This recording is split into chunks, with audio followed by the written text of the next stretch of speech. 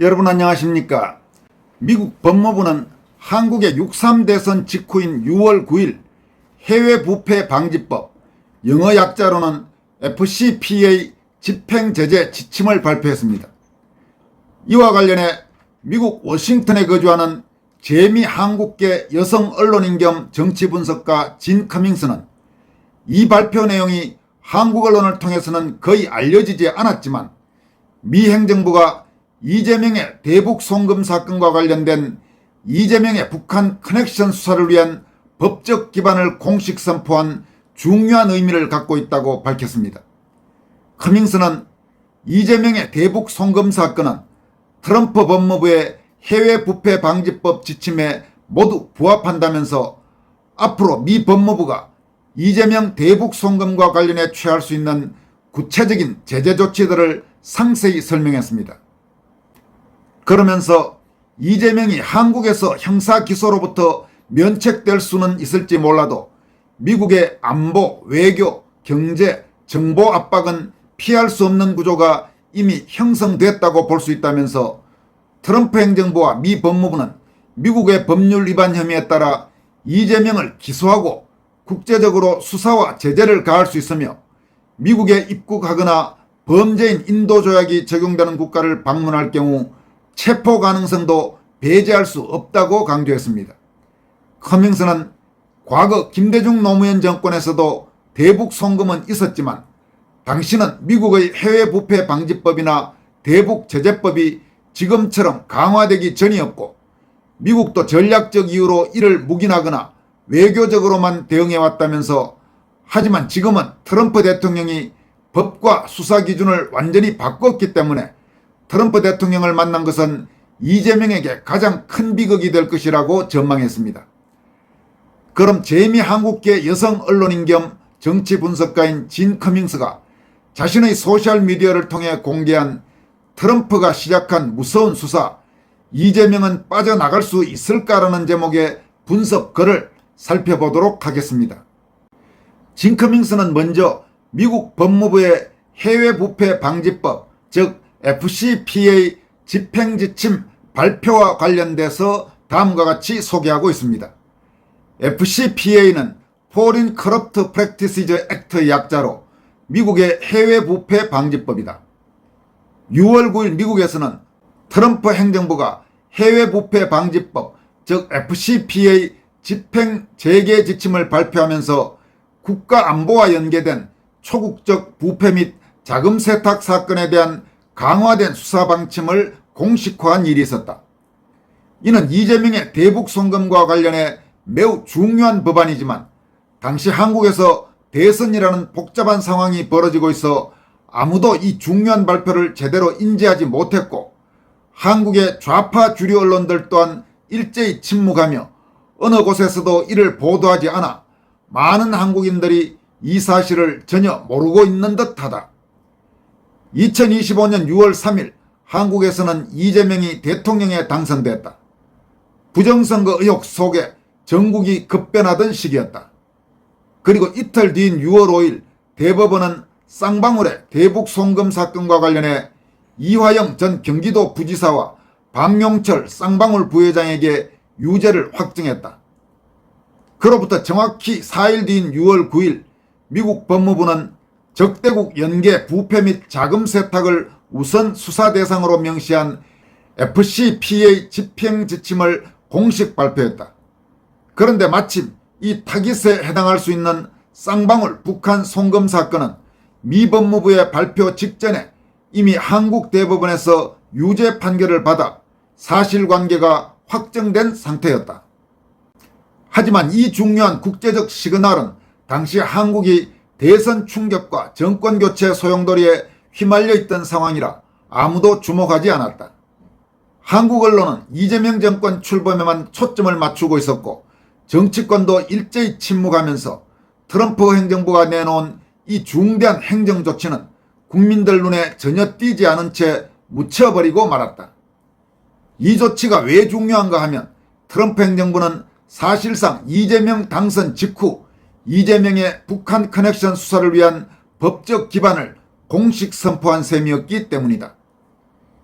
2005년 2월 트럼프 대통령은 두 번째 임기를 시작하자마자 해외 부패 방지법의 남용을 막고 미국 기업의 부담을 줄인다는 명목으로 해당 법의 신규 수사와 기소를 180일간 중단하는 행정명령 14,209호를 발동했다. 그러나 이는 단순한 중단이 아닌 국가안보 중심으로 FCPA를 전면 개정하고 법 조항을 강화하기 위한 전략적 휴직이었다. 그 후 6월 9일 미국 법무부는 개정 지침을 발표하며 FCPA 집행을 재개했다. 핵심은 일상적 기업활동은 유연하게 대하되 북한, 중국, 이란 등 적대국, 카르텔, 국제범죄조직과 연계된 부패와 자금 세탁을 최우선 수사 대상으로 삼겠다는 것이다. 모든 새 수사는 법무차관 이상의 승인이 필요하며 사법방해, 범죄 의도, 은폐 여부, 기업에 미치는 부수적 피해까지 고려하게 되어 있다. 결국 트럼프 행정부는 FCPA를 완화한 것이 아니라 국가안보 및 국제범죄 대응 수단으로 재무장하면서 단순한 민간기업의 실수성 뇌물보다 적대국과 연계된 구조적 부패, 달러 기반 초국적 자금 세탁, 그리고 미국의 전략적 이익을 훼손하는 범죄에 수사 자원을 집중하겠다는 것이다. 이는 이재명, 쌍방울, 북한 대북 송금 사건처럼 적성국과 연계된 자금 흐름을 정조준한 수사 체계로의 전환이며 실제로 관련 인물들이 이 법 발표 직전에 유죄가 확정된 만큼 미국 수사에 강력한 근거를 제공한 셈이다.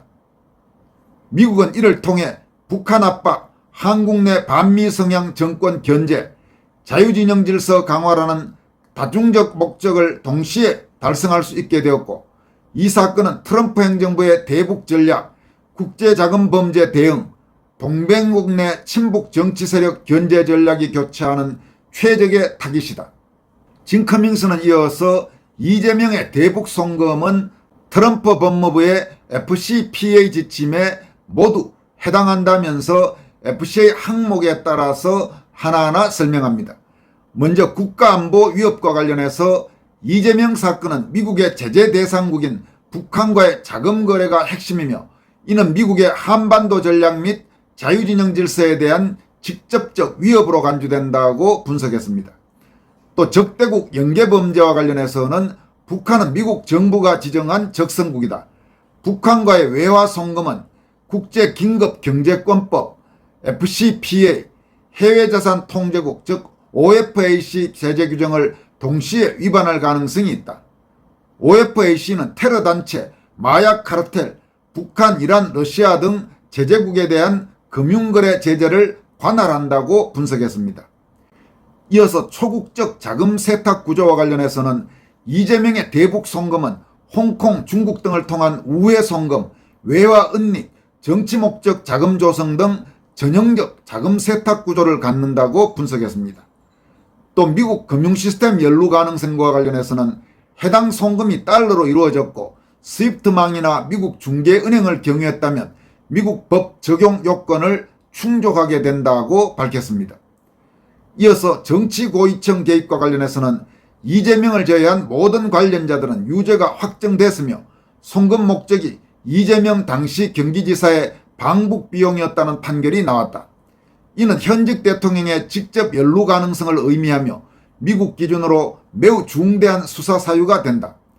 쌍방울 전체 북한 송금액 800만 달러에서 이재명의 방북 비용으로 300만 달러, 약 42억 원이 쓰여졌다고 검찰이 주장했다. 서울에서 북한까지는 차량으로 한두 시간 거리인데 그 비용이 42억 원에 달한다는 점은 상식적으로 납득하기 어렵다. 이는 단순 교류 차원을 넘어선 정치적 대가성 거래 또는 불법 자금 흐름을 강하게 시사하며 미국 FCPA 수사 요건을 충족시킨다고 분석했습니다. 이어서 진 커밍스는 트럼프 미 법무부가 이재명 대북 송금 사건과 관련해 취할 수 있는 구체적 조치들을 다음과 같이 소개하고 있습니다. FCPA 수사 착수, 국가안보에 위협이 되는 자금 세탁, 부패 행위는 우선 수사 대상이다. 대한민국 대법원에서 범죄 구조가 입증되었고 6월 5일 유죄 판결이 내려진 만큼 미국이 수사에 착수할 명분과 정당성이 충분하다. 둘째, 달러 송금 경로 및 금융망 추적. 해당 자금이 달러로 북한 조선노동당에 전달됐고 스위프트망이나 미국계 은행을 경유했다면 미국 관할권이 적용된다.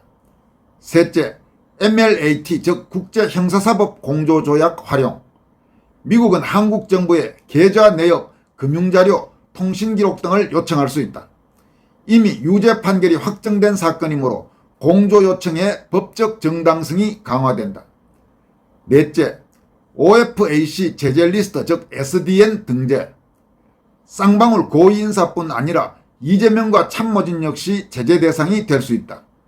미국 내 자산은 동결되며 미국 및 제3국 은행과의 거래도 차단된다. 북한 노동당과의 금전 연계는 OFAC 제재 요건에 완전히 부합한다.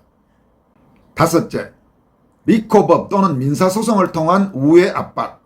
형사기소가 어려운 대통령 신분 특성상 리코법 즉 조직범죄법 또는 민사소송을 통해 우회적인 법적 압박이 가능하다. 쌍방울이 미국 내 법인이나 자산을 보유 중이라면 소송을 통해 이재명의 연루 정황을 공식 기록화할 수 있다. 여섯째, 국제자금세탁방지법 즉 AML 및 대북제재 위반 수사. 북한 조선노동당에 송금된 외환은 테러자금 및 외환법 위반으로 간주될 수 있으며 이는 국가안보에 해당하는 범죄로 즉시 수사 대상이 된다. 일곱째, CIA, DNI 등 정보기관 방첩 수사 가능성.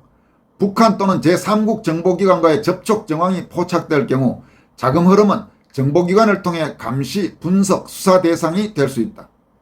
여덟째, 국무부 및 백악관의 외교적 대응. 한국 정부가 수사에 비협조하거나 재판을 축소하거나 재판중지법 추진을 통해 재판을 중단할 경우 미국은 외교 채널을 통해 공식 항의 및 경고를 할 가능성이 있다. 이는 한미 FTA, 방위비 분담, 기술협력 등 실질적 외교 현안에 심각한 영향을 줄 수 있게 된다. 아홉째, 트루스 소셜 및 공개 행정 서한을 통한 국제 여론 압박. 트럼프 대통령은 트루스 소셜을 통해 직접 이 문제를 공론화할 수 있으며 이는 국제적 감시를 불러일으키고 한국 내에서도 정치적 압박 수단이 될 수 있게 된다. 여기서 지금 나오는 트루스 소셜은 트럼프가 만든 소셜미디어입니다. 징크밍스는 이어서 결론적으로 쌍방울 이재명 북한 간의 송금 사건은 더 이상 단순한 의혹이 아니라 관련자들에 대한 대한민국 대법원의 유죄 확정 판결을 통해 범죄 사실로 규명된 국제자금세탁 사건이다. 미국 입장에서 이 사건은 트럼프 행정부의 새로운 FCPA 집행 전략, 즉 적대국 연계 부패 척결, 동맹국 내 친북 세력 견제, 국가안보 중심 수사 우선순위라는 세 가지 수사 원칙과 정확히 일치하는 전형적 수사 대상이 된 것이다라면서 따라서 이재명이 한국에서 형사기소로부터 면책될 수는 있을지 몰라도 미국의 안보, 외교, 경제, 정보 압박은 피할 수 없는 구조가 이미 형성되었다고 볼 수 있다고 지적했습니다. 이어서 트럼프의 개정된 해외부패방지법은 단순한 기업 뇌물방지 수준을 넘어서 국가안보와 연결된 정치권, 기업, 적성국의 결탁구조에 초점을 맞추고 있으며 이재명은 이 모든 수사 요건에 해당되는 중대한 혐의를 안고 있다. 또한 미국의 리코법은 복수의 인물 또는 단체가 일정 기간 동안 계획적으로 불법행위 즉 자금세탁, 외환거래 위반, 대북송금 등을 반복했을 경우 그 전체를 조직범죄 네트워크로 규정하고 형사 또는 민사소송을 통해 처벌할 수 있게 만든 법이다. 이재명, 쌍방울, 북한 간 연결구조는 이러한 리코 적용 요건에도 충분히 부합한다면서 쌍방울과 북한 아태이 간의 직접적 거래, 이를 주도한 이화영 전 부지사, 그리고 이 모든 흐름이 당시 경기지사였던 이재명을 중심으로 설계되었다는 정황이 존재한다면 이는 단순한 개인의 뇌물 문제가 아니라 국제정치, 기업, 적대국 간 공모로 간주될 수 있으며 이를 방치하고 있는 이재명 정권 내 핵심 측근들까지도 수사 대상 또는 피고인으로 지정될 수 있다고 경고했습니다. 징크밍스는 이어서 과거 미국은 이와 유사한 방식으로 파나마 독재자 노리에가, 나이지리아 대통령 사니 아바차 일가, 우크라이나의 친러 성향 대통령 야누코비치 측근들에 대해 리코법을 기반으로 한 민사소송 및 자산 압류를 통해 국제적으로 고립시킨 전례가 있다. 따라서 트럼프 행정부가 이재명을 형사 기소하지 않더라도 리코 민사소송 또는 쌍방울의 미국 자회사를 통한 우회적 소송을 선택할 가능성은 매우 현실적이다. 이 소송의 목적은 단순한 배상이 아니라 이재명을 국제적 부패 공모자로 공식 기록에 남기고 그 정치적 입지를 약화시키며 대북자금 연결고리를 차단하는 전략적 수단이 될 수 있다. 즉 리코법은 미국이 한국의 대통령을 직접 형사 기소하지 않더라도 강력한 법적 압박과 외교적 제재를 가능케 하는 유효한 통로라고 지적했습니다.